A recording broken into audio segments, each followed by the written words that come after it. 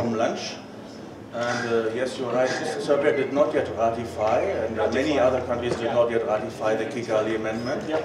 But I believe it is scheduled for next year, so very soon, and probably the colleagues from the ministry will talk about the status of ratification. Also, I will not go into every detail of the Kigali Amendment because it's a rather complex amendment.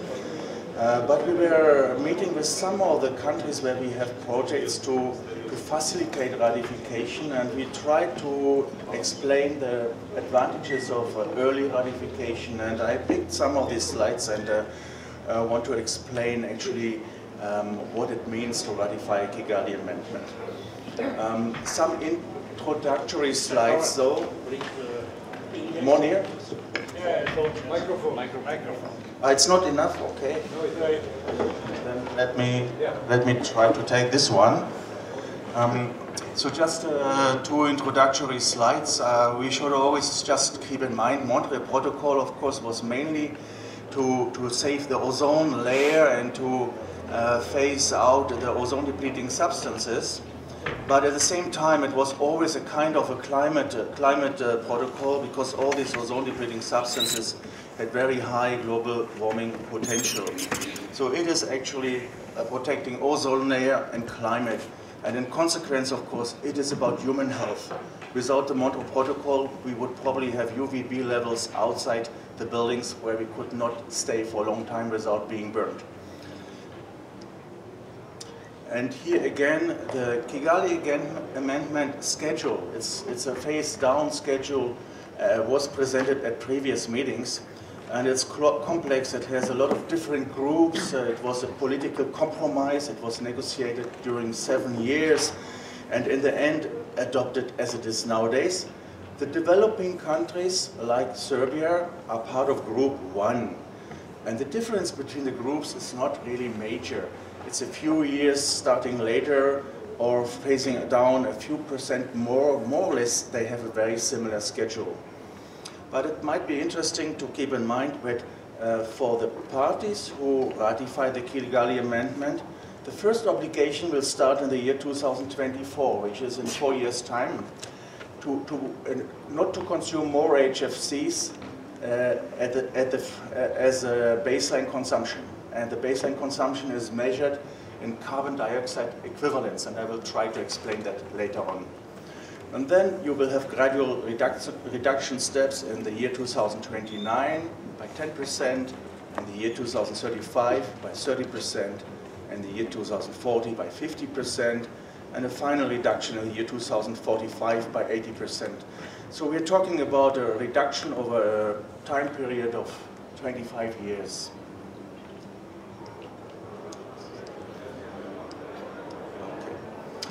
So, why ratifying the Kigali Amendment? It is purely helping the climate protection. HFCs are not ozone-depleting substances, and the phase down of HFCs will greatly contribute to the targets of the Paris Agreement on climate change.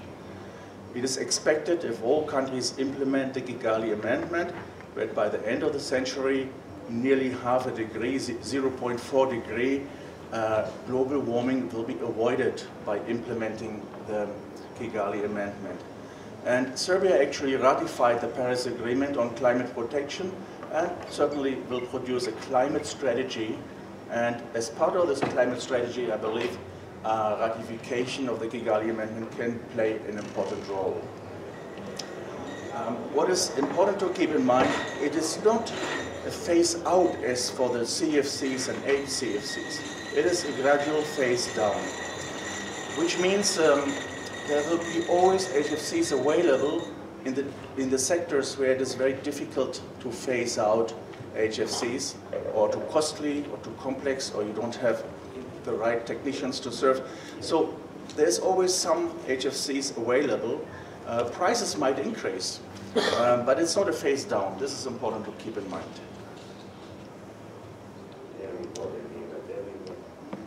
This goes too fast.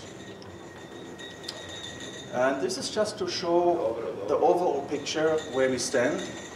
In the next 10 years, developing countries are still phasing out HCFCs. At the same time, you're supposed to ratify Kigali Amendment and to start to limit the consumption of HFCs. So it wouldn't make much sense to replace HCFCs by HFCs. So wherever possible, we should look into the possibility of leapfrogging, which means to go to long-term or longer-term solutions, including natural refrigerants and HFOs, and also not-in-kind options. This is very sensitive. You're all more aware than I am of the different type of refrigerants. This is just to introduce the next slide to show that some of the refrigerants have a global warming potential of 4,000, 3,000 and 2,000. Some of the medium global warming refrigerants, often mixtures between HFCs, HFOs, some even mixtures also with hydrocarbon, carbon dioxide. A lot of mixtures coming on the market. They might have a global warming potential of 100, 200, 300, R32, 675. And then, of course, you have the low or ultra-low refrigerants like ammonia, hydrocarbons, HFOs, water, and so on. Why I introduce this slide is I think it's important to understand that this phase down is measured in carbon dioxide equivalence. It's not always clear to everybody what that means. But let's just think about an importer who wants to import and ask for import quota. The quota would be issued in tons of carbon dioxide equivalent. So let's, for example, assume 1,000 tons of carbon dioxide equivalent. If you have this import quota, you have to multiply or divide actually by the global warming potential in order to calculate the carbon dioxide equivalent. It would mean you can either import 255 kilogram of R404A or 479 kilogram of R410A, or you can import like 700 kilo of R134A. So depending on how strong global warming potential substances you are importing, you can import less or more in terms of tonnage. If you have mixtures which have a low global warming potential, like 455A, you can import already 6-7 tons of refrigerant. Because they are less global warming, it means less global warming, you can import higher quantities. And of course you can import unlimited quantities of the alternatives which are not controlled by the Kigali Amendment, the HFOs, hydrocarbons, carbon dioxide and ammonia. So that means the reduction in the consumption does not necessarily mean a reduction in the tonnage of refrigerants which can be used in the country. In terms of ratification, the number is changing every week. This week we're at 89 parties ratified. In total we have 198 parties, so roundly 200 parties. From our region so far we have Albania, Armenia and Montenegro which ratified. But you see from some other regions, Africa, we have a huge number of countries who already ratified, and they all seem to be very confident that they can meet the phase-down targets under the Kigali Amendment. And of course, the countries of the European Union already ratified Kigali Amendment. So 25 countries, there are 2-3 countries are missing. This slide I just tried to show with the current speed of ratification. So we started actually at the end of 2016 where there was no ratification of the Kigali Amendment. Now in the end of 2019, 89. If we just do a linear extrapolation, we expect ratification by all countries in the world mid of 2023. Of course there will be always some latecomers, but the trend is that in the next 2 to 3 years most countries will have ratified the Kigali Amendment. And the Ozone Secretariat actually tried to push that by end of this year 100 countries will have ratified. I think this will not happen anymore. But the number of countries are trying to actually are among the early ratifiers, among the first 100 or first half of countries who have ratified to show actually their support to climate protection. This slide is interesting in the sense that in the year 2032, in 13 years, there will be a ban of trade between parties and non-parties. This is some kind of a deadline. Every country should really ratify before that time, and probably all of them will have ratified. Because it would mean that you cannot, as a non-party, you could not import any HFCs, and that would be disaster for the whole country. And it actually happened with the HCFC phase-out, where we had similar provisions, where a country like Kazakhstan had not yet ratified and could not import legally HCFCs anymore. So that triggered, of course, illegal import and was very difficult for the economy. So it means this is the last deadline to ratify by the year 2032. There's no choice to avoid it. This is another reflection which I made, but I don't know exactly the growth of HFC use in Serbia, so probably you know better. But globally, there are 10–12% increase of HFC consumption annually. And if you allow 10% increase every year, of course, at one moment, you ratify the Kigali Amendment, and if that happens in the year 2023 or 24, you have to rapidly reduce your consumption because you would need to meet the baseline. So the longer you wait, the higher the consumption will be, and the harder it will be within 1 year time to reduce your consumption and to be in compliance with the requirements.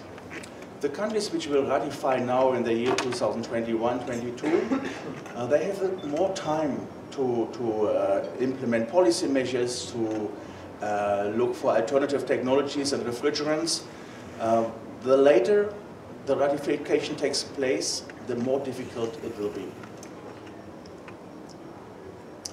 Some reflection on why countries ratify earlier. We have seen 89 countries already ratified. These countries seem to be confident that they meet the phase-down targets. They seem to be aware that alternative technologies exist in most sectors. And they seem to be very committed to the target of global climate protection, but also the global development agenda. I mean, the Kigali Amendment has certainly impact on climate action, on food production, and also on the health and well-being of people. There's another aspect for countries that the earlier they ratify, the earlier they can get projects approved to introduce first measures, training, to work on safety standards and so on. We have already now included in the business plans preparatory projects for those countries who ratified in 2019, which means in 2020 they can get preparatory projects and actually phase down projects in the year 2021. The longer the country waits, the later these financial resources will be available. Of course, also some policy measures, if they're implemented early enough, can prevent the huge amount of imports of HFC equipment. And of course, equipment will require servicing for long periods. So earlier transition or earlier ratification means more time for the transition, more time for enabling, create enabling conditions, which includes stakeholder consultations and training, certification, establishing logbooks, and so on. An interesting example, I believe, is the European Union demonstrates that they can actually reduce the HFC consumption by 37%. That started already in year 2018 until 2020. They had challenges. They had to face raising illegal trade, but I think this is slowly getting under control, and they have taken a lot of measures to prevent the illegal import of for example, non-refillable cylinders and imports above their quota. And another very interesting example, and we had a presentation by Professor Tonko Koko yesterday in our parallel meeting, is that Croatia, as a developing country, managed to phase out the HCFCs when they joined the European Union.